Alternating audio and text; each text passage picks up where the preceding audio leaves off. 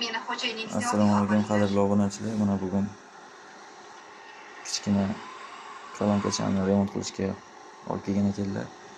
Unga bo'lgan holat zaryadning joyi buzilgan ekan, almashtirib berdik. Holati yaxshi. Po'lat nega ketdi? Tekshirib ko'ramiz endi. Nega haqda sen bilan ochib o'tirmayman? Chunki bu olamdagi qonunlar shaxslar belgilashmaydi. Bu olamda qonun bor, hamma shaxslar unga bo'ysunadi. Endi ko'zlariga qaramay.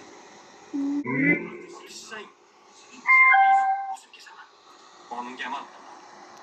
Mafiya haqida bo'lsang, bu qonunlarga bo'lishi kerak. Shunga qarab ish yuritasan. Ko'zlariga qarab eshitdi.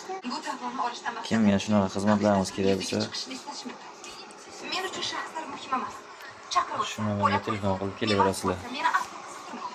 Ammo bu shaxslarning o'limi haqiqatning yuzaga Obuna chiqishini bo'lib to'sa bo'lsa, ana shu